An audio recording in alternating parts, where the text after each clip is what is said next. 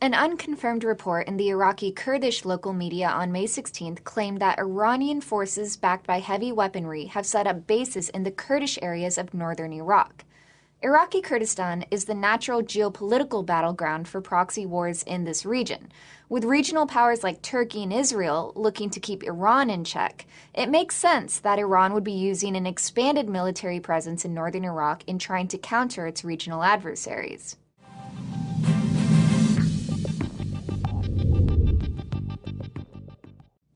The report, citing eyewitnesses and field reporters, claimed that Iranian forces had set up bases dozens of kilometers inside Iraq in the Kandil mountain area. Kandil mountain is the primary base and refuge for Kurdish militants operating in both Turkey and Iran. This is very difficult terrain to traverse with heavy armor, but it is ideally suited for the guerrilla fighter.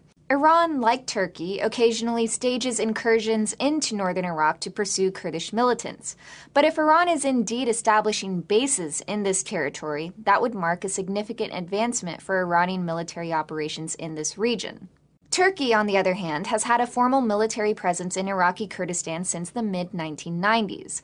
Turkey's main military base is in Duhok province, and Turkey maintains roughly 2,000 troops, a few dozen tanks, a few helicopters, and security checkpoints in this area. In addition, Turkey has a strong intelligence and economic presence in northern Iraq that far outpaces that of the Iranians.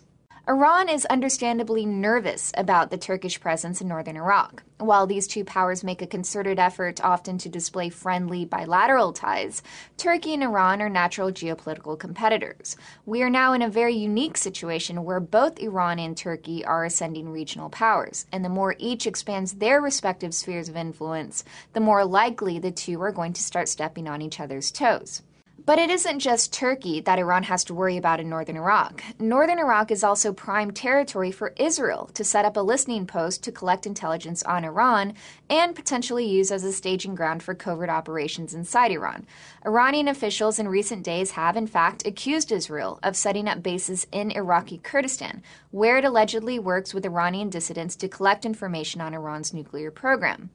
Mujahideen al-Khalq, or the MEK, is the main Iranian dissident group that has been suspected of dispatching operatives inside Iran for intelligence collection, as well as sabotage operations against the Iranian nuclear program.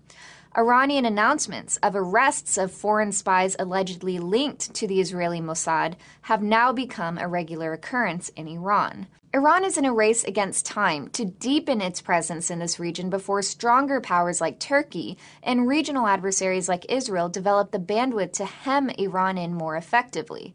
As those regional tensions over Iran grow, northern Iraq is bound to get more crowded as Iran and its adversaries attempt to keep each other in line.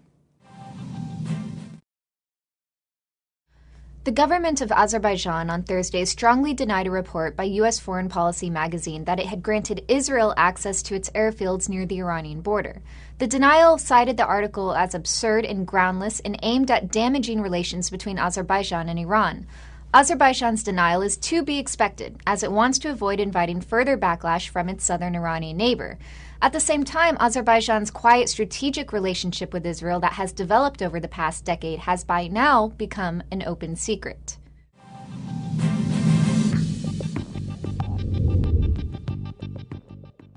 The foreign policy article cited 4 unnamed senior diplomats and military intelligence officers as saying that the United States has concluded that Israel has recently been granted access to air bases on Iran's northern border in Azerbaijan. Such an allegation carries obvious and serious implications. One of the biggest constraints to Israel's ability to strike Iran has been the problem of distance and airspace. Azerbaijan would hypothetically allow Israel room to refuel, rearm, and conduct follow-on strikes. Israeli-Azerbaijani ties have been quietly developing over the past decade. From the Israeli point of view, Azerbaijan is a critical strategic ally. It sits on Iran's northern frontier, it offers a very useful listening post to keep tabs on Iranian activities, and possibly a staging ground for covert activity against Iran. Azerbaijan is also an important trade partner for Israel and supplies some 30% of Israel's energy needs. Azerbaijan also gets important military assistance from Israel, and with less strings attached compared to other military partners in the West. Moreover, the Israeli and Azerbaijani governments share a mutual distrust and antagonism toward Iran. Though Iran historically has had significant influence in Azerbaijan, the Soviet period greatly diluted Azerbaijan's Islamic and cultural affiliation with its southern neighbor. Iran has long accused Azerbaijan of undermining its territorial sovereignty by supporting separatist movements in northern Iran, where some 60 million Azeris live, and looked to Baku's economic development over the past several years with envy.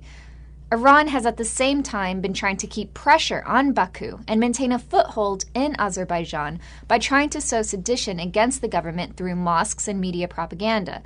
The Azerbaijani government is very effective at tracking down and uprooting suspected Iranian cells, but it's still extremely wary of inviting stronger Iranian backlash the more visible its relationship with Israel becomes.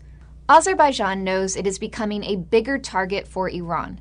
How can it also be sure that it will get the foreign backing it needs if Iran tries to target its air installations or even its energy infrastructure to try and set Israel back? Now, this would be difficult for Iran to actually pull off, but it's not a scenario that Azerbaijan can ignore either, hence the very strong denials of Baku cooperating closely with Israel. The allegations of Azerbaijan allowing Israel airfield access come at a time when we're seeing another round of military posturing intensify against Iran.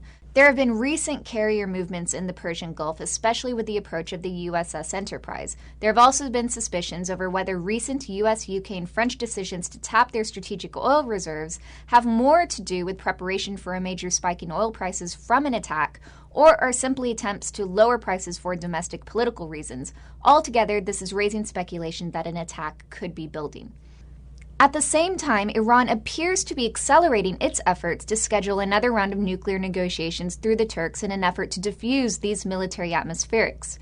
Military posturing is an important element of negotiations, and the best way for the United States and Israel to increase their leverage is to convince Iran that even with an Iranian attempt to close the energy-vital Strait of Hormuz, they have the military capability and the political will to absorb the risk of an attack. Unfortunately, for countries like Azerbaijan, who are caught in the middle of this broader conflict, the ability to play a quiet role in balancing against Iran is diminishing with time.